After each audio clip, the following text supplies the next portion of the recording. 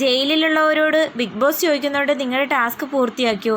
എപ്പോഴേ പൂർത്തിയാക്കിയെന്ന് അനുമോളും അനീഷും പറയുന്നു.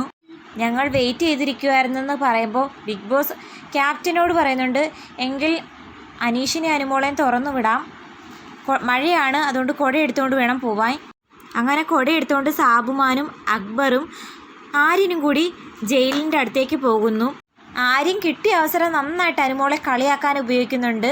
അനുമോളെ, ഞാൻ അങ്ങോട്ട് വരുവാണ്, നീ എൻ്റെ കുടയിൽ തന്നെ കയറണം. ഓരോന്നും കളിയാക്കി പറഞ്ഞിട്ടും അനുമോൾ ഒരു മറുപടിയും പറയുന്നില്ല. അന്നേരം സാബുമാൻ പറയുന്നുണ്ട്, ഞാൻ ജയിൽ തുറക്കാം, അക്ബറിൻ്റെ കുടയിൽ അനീഷേട്ടനും ആര്യൻ്റെ കുടയിൽ അനുമോളും കയറട്ടെ. അങ്ങനെ ആര്യൻ്റെ കുടയിലേക്ക് അനുമോൾ കയറി ഇങ്ങനെ നടന്നു പോകുന്നു. അനുമോളെ കളിയാക്കിക്കൊണ്ടാണ് വരുന്നത്, ജയ് വിളിച്ചുകൊണ്ട്. അത് കണ്ടുകൊണ്ട് ഷാനവാസ് ചിരിച്ചുകൊണ്ടിരിക്കുന്നുണ്ട്.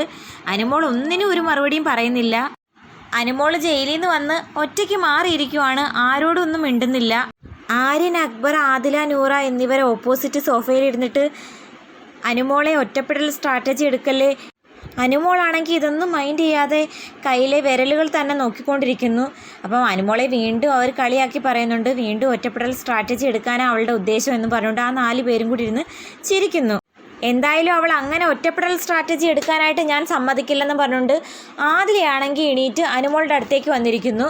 കൂടെ നൂറയും വരുന്നുണ്ട്. എന്നിട്ട് ഓരോന്നും ഇരുന്ന് ചോദിച്ച് ഇറിറ്റേറ്റ് ചെയ്തുകൊണ്ടേ ഇരിക്കുന്നു.